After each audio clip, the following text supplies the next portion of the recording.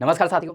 आज के इस पर्टिकुलर सेशन में हम एक ऐसे टॉपिक की बात करेंगे जो आज के समय में मिडल ईस्ट के अंदर जो क्राइसिस चल रहा है इजराइल से जुड़े हुए चीज़ों से, उसके बारे में बहुत अच्छे से एड्रेस करता है। आज का ये सेशन बहुत ही ज़्यादा इन्फॉर्मेटिव, हिस्टोरिकल एंड कुछ ऐसे सीक्रेट्स के बारे में रिवॉल्व करेगा एंड कुछ ऐसे चीज़ों को हाईलाइट करने की कोशिश करेंगे हम इस पर्टिकुलर सेशन में।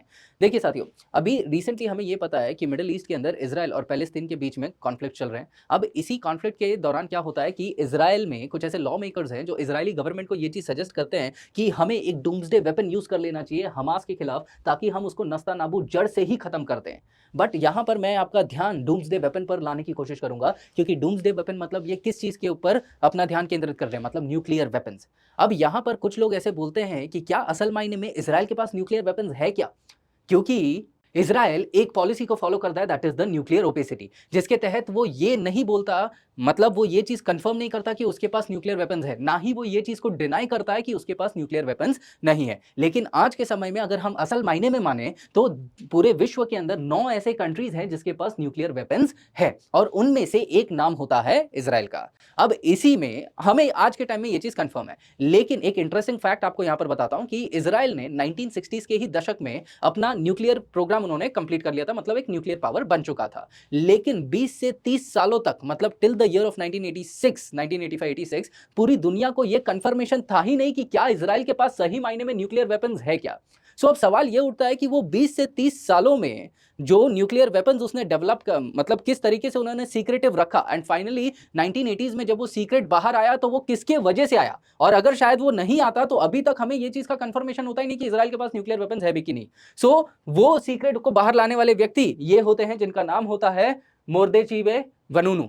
ये व्यक्ति फोटोग्राफिक एविडेंसेस के साथ जब इंफॉर्मेशन दूसरे देश को देते हैं, दैट इज ब्रिटेन को देते हैं, तब वो लीक कर देते हैं मीडिया के अंदर, एंड तब जाके हमें कंफर्मेशन होता है। Eight that point of time Israel अपने मोसाद की एजेंसी से इनको अगवा करवाती है, वापस से इजराइल बुलवाती है, एंड 18 साल के सॉलिटरी मिलिट्री कंफाइनमेंट के अंदर इनको जेल के अंदर डाल देती है। यहां पर आज हम इस पर्टिकुलर सेशन के अंदर यही कैसे इजराइल एक न्यूक्लियर पावर बनता है, उसके हिस्ट्री को हम कहीं ना कहीं बैक ट्रेस करने की कोशिश करेंगे। एंड इसी के साथ एक और फैक्ट को हम देखने की कोशिश करेंगे कि देखिए, उस पर्टिकुलर टाइम पर यूएसए एक न्यूक्लियर पावर था, एंड यूएसए नहीं चाहता था कि कोई और देश न्यूक्लियर पावर बन सके। दैट इज वाई यूएसए रोकना चाह रहा था कोई और देश को न्यूक्लियर पावर बनने से। इजराइल को यह चीज पता था यूएसए एक बाधा बनेगा, तो यूएसए के नाक के नीचे ये एक न्यूक्लियर पावर बन जाता है, एंड यूएसए को पता भी नहीं चलता है। दैट इज वाई ये चीज को हम कहीं ना कहीं बोलते हैं कि ये यूएसए का सबसे बड़ा इंटेलिजेंस फेलियर भी साबित होता है। अगर मैं इस पर्टिकुलर चीज को थोड़ा हिस्ट्री में बैकट्रेस करने की कोशिश करूं कि यूएसए को पता कैसे चलता है कि इजराइल के पास न्यूक्लियर कैपेबिलिटी है, तो असल मायने में क्या होता है कि इजराइल के अंदर इनके जो यूएसए के एक एम्बेसडर है, that is going to be Ogden Reid, ये जाते हैं इजराइल के वरिष्ठ अधिकारियों से मिलने, एंड जब वो वापस लौट रहे होते हैं तो इजराइल ने इनको एक हेलीकॉप्टर दिया, जिसके अंदर ये और इनके जो टीममेट्स रहेंगे वो बैठ के अपने मेन लोकेशन डेस्टिनेशन के ऊपर वो पहुंच जाए। वो हेलीकॉप्टर उड़ता है नजीव डेजर्ट से, जो इजराइल के अंदर ये एक बहुत बड़ा डेजर्ट है। एंड उस टाइम पे इन लोगों को को होस्ट कर रहे थे एंडी कोहेन, जो एक ट्रेजरी ऑफिशियल थे, एक वरिष्ठ ट्रेजरी ऑफिशियल थे। जब ये नजीव डेजर्ट के ऊपर से जा रहे थे, वहां पर एक डिमोना शहर है, वो डिमोना शहर के पास ही एक पर्टिकुलर कंस्ट्रक्शन हो रहा था, एंड एट दैट पॉइंट ये अमेरिकन एम्बेसडर या उनके कंपेनियन में से किसी ने तो ये चीज पूछ लिया कि यार ये कंस्ट्रक्शन किस चीज का है। उन्हें पता नहीं था एंडी कोहेन को कि किस हिसाब से जवाब देना है, तो उन्होंने सीधा सीधा बोल दिया कि भाई यहां पर क्या है, ये एक टेक्सटाइल पार्क है। यहां पर ये चीज कहीं ना कहीं उनके दिमाग में, अमेरिकन के दिमाग में ये एक शंका डालती है कि यार यहां पर एक रेगिस्तान के बीच में एक टेक्सटाइल पार्क कैसे तुम बना रहे हो। ये यहां से कंफर्मेशन अमेरिकन को मिल जाता है कि भाई यहां पर कुछ ना कुछ तो ये कर रहे हैं, जो झोल लग रहा है कुछ तो भी। हाउएवर, अब सवाल ये है कि असल मायने में इनके दिमाग में ये न्यूक्लियर का जो भूत है, न्यूक्लियर पावर बनने का या न्यूक्लियर को बनाने का, उसकी शुरुआत कहां से होती है। देखिए, इसको हम इजराइल के हिस्ट्री के साथ जोड़ सकते हैं। दैट इज 1948 में जब इजराइल बनता है तो उसी पर्टिकुलर टाइम पे फर्स्ट अरब इजराइल वॉर होता है। अब अगर आपने इजराइल का मैप देखा रहेगा तो इजराइल के पूरे अगल बगल में सारे अरब कंट्रीज हैं, एंड इजराइल को हमेशा इन लोगों से इनसिक्योरिटी रहती है। 1948 में जब ये वॉर होता है तो उस पर्टिकुलर वॉर में इजराइल जीत जाता है एंड अरब देशों को वो हरा देता है। हाउएवर, इस युद्ध के बाद इजराइल को ये चीज पता था कि आगे चल के भी शायद ये अरब देश उनके ऊपर हमला कर सकते हैं, एंड इस पर्टिकुलर समय पे the first prime minister of the Israel he was David Ben Gurion. इन्होंने यूएसए के न्यूक्लियर पावर ऑलरेडी देख चुके थे, हिरोशिमा नागासाकी ऑलरेडी हो चुका था, तो इनको ये चीज बहुत अच्छे से पता था कि for them to become powerful nuclear is very much important. Apart from that ये इनका पर्सनल एम्बिशन भी था, क्योंकि ये व्यक्ति टेक्नोलॉजी को अपने देश के अंदर बहुत ज्यादा इवॉल्व करवाना चाहते थे। ये एटम्स के अंदर, ये कहीं ना कहीं एटम्स के अंदर वो एक रिवॉल्यूशन लाना चाहते थे। हाउएवर इनिशियल ईयर्स में 48 से 53 तक ये इतना ज्यादा कुछ कर नहीं पाए थे। बट क्या होता है कि 1953 के बाद जब ये वापस से री इलेक्ट होकर सेकंड टाइम प्राइम मिनिस्टर बनते, तब ये बोलते हैं कि इजराइल को अब ग्रेट बनाना है एंड अरब देशों से कहीं ना कहीं इजराइल को बचाना है। So at that point of time ये जो जब भी ये स्पीच देते हैं तो ये कहीं ना कहीं साइंटिफिक लोगों को, जो साइंटिफिक कम्युनिटी है, उनको केटर करने की कोशिश करते हैं एंड उनको बोलते हैं कि आप सरकार के साथ जुड़े हैं एंड हम एटम्स के ऊपर काम करेंगे। सो यहां पर ये रिक्रूट्स को बढ़ाने की कोशिश कर रहे हैं एंड उन्हीं में से उस पर्टिकुलर टाइम पे इनकी एक मुलाकात होती है अर्न्स्ट डेविड बर्मिंगम से। ये जो व्यक्ति हैं ये एक ज्यू पर्सनालिटी थे जो पहले जर्मनी के अंदर थे and he was a very big chemist. ठीक है, केमिस्ट्री के अंदर ये इनको महारत हासिल थी। तो जब इनकी मुलाकात डेविड बेन गुरेन से होती है तो डेविड बेन गुरेन इनको एक बहुत अच्छा ओहदा देते हैं, that is Israeli atomic energy agency के अंदर। एंड उस पर्टिकुलर टाइम पे इनको बोलते हैं कि हमें कुछ ना कुछ एक एटम्स के ऊपर, अपना न्यूक्लियर फील्ड के ऊपर काम करना है। So what is the main thing is that अब ये दो लोग हो चुके थे, बट कौन इस पर्टिकुलर प्रोग्राम को एनफोर्स करेगा, कौन इस पर्टिकुलर प्रोग्राम को वो जो लक्ष्य तक लेके जाने का जिम्मा है वो उसको कौन उठाएगा। तो eight that point of time 32 years के शिमोन पेरेस इनके नजरिए में आते हैं। ये कोई इतने बड़े तड़े व्यक्ति नहीं थे, he was the director general of the military, मतलब ये मिलिट्री पर्सन भी नहीं थे, he was the director general of ministry, जो डिफेंस मिनिस्ट्री है ना उसके डायरेक्टर जनरल थे। तो इन्होंने इनके ऊपर भरोसा किया। अब उस पर्टिकुलर टाइम पर यहां पर ये चीज को ध्यान देना कि ये दोनों जो पर्सनालिटीज है ना, इनका माइंडसेट अलग अलग है। ये बोलते हैं कि हमें न्यूक्लियर पावर बनना है, बट हम आत्मनिर्भरता से न्यूक्लियर पावर बनेंगे, मतलब खुद के पास जितनी कैपेबिलिटी है, जितना समय लग जाए हम किसी और देश से मदद नहीं लेंगे, धीरे धीरे करके हम इवॉल्व करेंगे। वेरएज ये बोलते थे कि भाई ऐसा हो ही नहीं सकता है कि इजराइल के पास हर एक चीज है न्यूक्लियर बनाने के लिए, हमें कहीं ना कहीं से तो कुछ ना कुछ तो लेना पड़ेगा। सो इन दोनों के बीच के इस पर्टिकुलर आइडियोलॉजिकल कॉन्फ्लिक्ट में एंड में जीतते हैं शिमोन पेरेस। सो अब ये जो कॉन्फ्लिक्ट है ना, ये कब तक चलता है, दैट इज नियरली, अगर मैं आपको यहां पर बताऊं, सो 1555 से ये पूरा प्रोग्राम शुरू होता है एंड 1558 तक क्या किया जाता है, इसके अंदर प्लानिंग, प्लॉटिंग, जो मैनेजमेंट है, जो एग्जामिनेशन है, कैसे क्या करना है, कौन से देश के साथ जुड़ना है, ये सब चीजें हो रही थी। सो यहां पर कुछ चीजों के ऊपर आपको ध्यान देना पड़ेगा कि ये लोग जो, जब इजराइल एक न्यूक्लियर पावर बन रहा है तो वो सिर्फ अपने मदद से नहीं बन रहा है, वो अलग अलग देशों की मदद से बन रहा है, उनकी मदद लेके बन रहा है। दैट इज इस टाइम पे वो अलग अलग देशों के साथ पार्टनर करने की कोशिश करेगा, that is going to be USA. इसके अलावा वो यूके के साथ थोड़ा बहुत करेगा, देन वो फ्रांस के साथ करेगा एंड देन फाइनली वो नॉर्वे के साथ करेगा एंड लास्ट में वो साउथ अफ्रीका के साथ करेगा। सो ये कुछ देशों के साथ वो पार्टनर करके न्यूक्लियर पावर बनता है। अब इसके अंदर क्या हो रहा है देखिए, 1955 में ये जो व्यक्ति हैं डेविड बर्गमैन, ये यूएसए के साथ बात करते हैं कि हमें एक न्यूक्लियर रिएक्टर बनाना है, तो हमें कुछ मदद करोगे क्या आप। सो यूएसए उस टाइम पे बोलता है कि भाई देखो मदद तो करेंगे, लेकिन उसके लिए हम तुम्हारे ऊपर और ज्यादा जो स्ट्रिक्ट स्क्रूटिनी है ना वो करेंगे, ताकि तुम एक न्यूक्लियर बॉम्ब ना बनाओ। तो अब उस टाइम पे इनको लगा कि भाई यूएसए से तो हम मदद ले ही नहीं सकते, क्योंकि यूएसए हमारे ऊपर स्ट्रिक्ट स्क्रूटिनी करेगा और यूएसए को तो चाहिए ही नहीं कि कोई और न्यूक्लियर पावर बने। So at that point of time ये अपना एक बैकअप ऑप्शन रेडी रखते हैं, that is going to be France.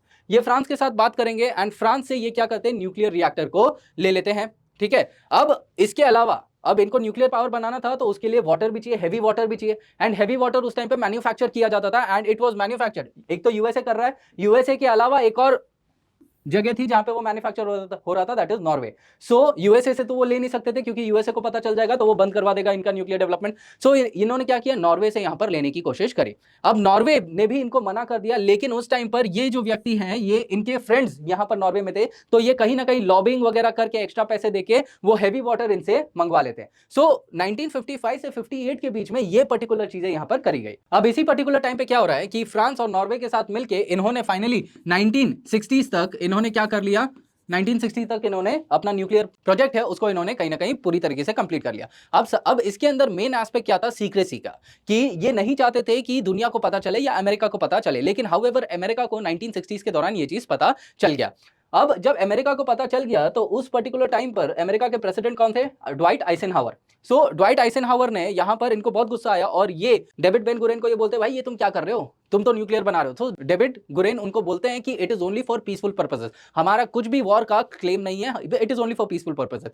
लेकिन आइजनहावर इस पर्टिकुलर टाइम तक कुछ कर भी नहीं सकते थे, क्योंकि 1960s तक तो इन्होंने ऑलरेडी एक न्यूक्लियर पावर बन चुके हैं, ऑल्दो इन्होंने अभी तक उसको टेस्ट नहीं करा है, लेकिन न्यूक्लियर पावर तो बन चुके हैं। सो 1961 में क्या हो रहा है कि ये अपने ऑफिस के पावर से ये निकल जाते हैं, एंड इसके बाद आते हैं जॉन एफ कैनेडी। ठीक है, कैनेडी आते हैं। अब कैनेडी आते हैं तो कैनेडी बोलते हैं कि यार हम तो इजराइल को न्यूक्लियर पावर मतलब इतना बनने से नहीं दे सकते, ऑलराइट, क्योंकि कहीं ना कहीं मिडिल ईस्ट में इनके दुश्मन कौन है, अरब्स हैं। तो अरब्स को कहीं ना कहीं दिक्कत होगी, एंड अरब्स भी कहीं ना कहीं फिर न्यूक्लियर के ऊपर जाने की बहुत ज्यादा कोशिश करेंगे कि उनको भी एक न्यूक्लियर पावर बनना है, क्योंकि उनका दुश्मन एक न्यूक्लियर पावर ऑलरेडी है। सो कैनेडी यहां पर क्या करते हैं, कैनेडी इनको दबाने की कोशिश करते हैं, गुरेन को, अलग अलग ट्रीटीज करके कि हम अमेरिकन क्या करेंगे, तुम्हारे इधर आके हम देखेंगे कि तुमने न्यूक्लियर डेवलप करा है कि नहीं करा है एंड ऑल दैट। अभी तक ये कंफर्म नहीं था कि पूरी दुनिया में ये कंफर्म नहीं था कि इन्होंने न्यूक्लियर बनाया। इनको पता था 1960s में इन्होंने न्यूक्लियर बनाया है, लेकिन अमेरिकन को सिर्फ एक हंच था, मतलब उनको लग रहा था कि इनके पास न्यूक्लियर है। तो इनको दबा के कैनेडी ने क्या किया कि 3 अलग अलग इन्होंने ट्रूप्स, मतलब वो जो कंटिंजेंट होता है साइंटिफिक लोगों का, जो वहां पर जाके देखेगा कि इनके पास न्यूक्लियर है कि नहीं है, 3 अलग अलग दफा वो उस कंटिंजेंट को भेजते हैं यूएसए वाले, लेकिन वो हर एक बार वो कंटिंजेंट बोलता है कि यार यहां पर तो न्यूक्लियर वेपन्स है ही नहीं। सो कहीं ना कहीं अमेरिकन को बस एक हंच था, लेकिन वो कभी प्रूव हो नहीं पाया उस पर्टिकुलर टाइम तक।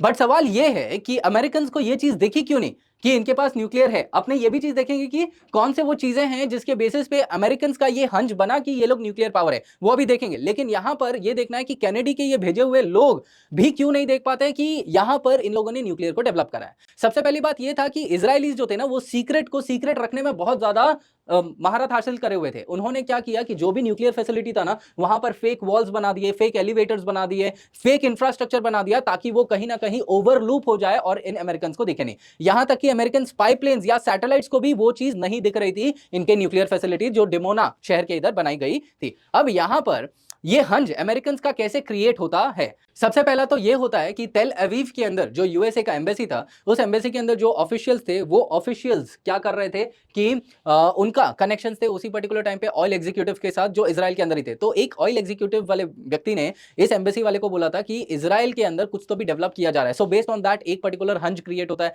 इसके अलावा दूसरा क्या होता है कि जब फ्रेंच के फॉरेन मिनिस्टर जो सेक्रेटरी ऑफ स्टेट होते हैं यूएसए के, उनके साथ जब इनकी मुलाकात होती है, तो बातों बातों में फ्रेंच के फॉरेन मिनिस्टर इनसे ये बोल देते हैं यूएसए वालों से कि हमने रिएक्टर दिया हुआ है जो इजराइल को, एंड इजराइल क्या करेगा, उसको वो एनरिच करेगा और जो प्लूटोनियम है वो हमको वो वापस देगा। So at that point of time ये इंफॉर्मेशन यूएसए वालों को मिलती है। एंड उस टाइम पे जब सेक्रेटरी ऑफ स्टेट वापस से इस फ्रांस के फॉरेन मिनिस्टर को क्वेश्चन करते हैं, भाई फिर फाइनेंस का क्या, फाइनेंस कौन कर रहा है? तो फ्रांस के फॉरेन मिनिस्टर ये बोलते हैं कि हमें तो लग रहा है कि वो आपने दिया है ना, यूएसए वालों ने फाइनेंस किया है। सो यहां पर आप देख रहे हो कि फ्रांस वालों को भी पता नहीं था कि फाइनेंस कौन कर रहा है, एंड यहां पर इजराइल ने बेसिकली डबल गेम खेला था। अपार्ट फ्रॉम दैट यूएसए वालों को इससे भी पता चला कि उस पर्टिकुलर टाइम पे यूएसए बहुत ज्यादा फाइनेंस करता था for humanitarian support and developmental support Israel को। सो उस पर्टिकुलर पैसे को इन्होंने न्यूक्लियर डेवलपमेंट में यूज कर लिया इजराइल वालों ने, एंड उसका कोई प्रॉपर जो डिटेल स्टेटमेंट है ना, वो कभी वो यूएसए को दे नहीं पाए। सो जब भी यूएसए उनसे पूछता था कि भाई वो पैसे को कहां यूज किया तुमने,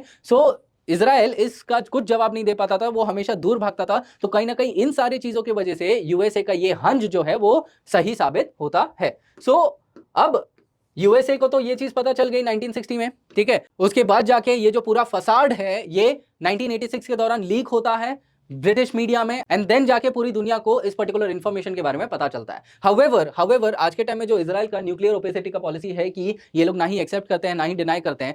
कुछ ऐसे इंस्टेंसेस हुए हैं जब इजराइल के टॉप लीडर्स ने ये हिंट दिया है कि ये लोग एक न्यूक्लियर पावर है। अब न्यूक्लियर पावर की बात करें तो सबसे पहले there was the Yair Lapid, ये फॉर्मर प्राइम मिनिस्टर हैं इजराइल के, और इन्होंने क्या बोला था कि invisible dome above us built on defensive offensive and other capabilities. यहां पर ये क्या जताने की कोशिश कर रहे हैं, अदर कैपेबिलिटीज में कहीं ना कहीं ये न्यूक्लियर की तरफ हिंट करने की कोशिश कर रहे हैं। इसके अलावा जो former prime minister Ehud Olmert, Iran aspiring to have nuclear weapons like US, France, Israel and Asia. इसका मतलब क्या है कि इजराइल भी एक न्यूक्लियर वेपन धराता हुआ देश है। सो इन्होंने भी ये चीज के ऊपर कहीं ना कहीं हिंट दे दिया। बेंजामिन नेतन्याहू, इन्होंने क्या बोला, Israel into nuclear power energy power. मतलब यहां पर इन्होंने न्यूक्लियर पावर पहले बोल दिया था, उसके बाद इन्होंने एनर्जी पावर के अंदर इन्होंने अपने आप को करेक्ट करने की कोशिश करी। So the point here is Israel ने यूएसए के नाक के नीचे, दुनिया के नाक के नीचे अपने न्यूक्लियर कैपेबिलिटी को डेवलप किया, वो एक न्यूक्लियर पावर बन जाते हैं 1960s में। हाउएवर 1979 में इन्होंने वो न्यूक्लियर पावर को टेस्ट किया।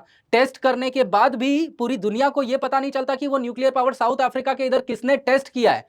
कुछ सालों के बाद जाके इजराइल बोलता है वो हमने टेस्ट किया, तब जाके दुनिया को पता चलता है कि इनके पास न्यूक्लियर पावर है। सो मीडिया रिपोर्ट्स के बाद ये जो टेस्टिंग हुआ, that again confirm that they are a nuclear power. However ये लोग ये चीज को एक न्यूक्लियर ओपेसिटी के पॉलिसी से ही फॉलो करते हैं। सो अब देखना ये पड़ेगा कि ये न्यूक्लियर को कभी यूज करेंगे कि नहीं करेंगे। However there is very less chances ये कभी न्यूक्लियर को यूज नहीं करने वाले, एंड आई गेस आगे चल के ये लोग दुनिया को बता भी देंगे कि they are a nuclear power. So with this, I will end this particular session. I thank every one of you for watching. Please do like, share and subscribe.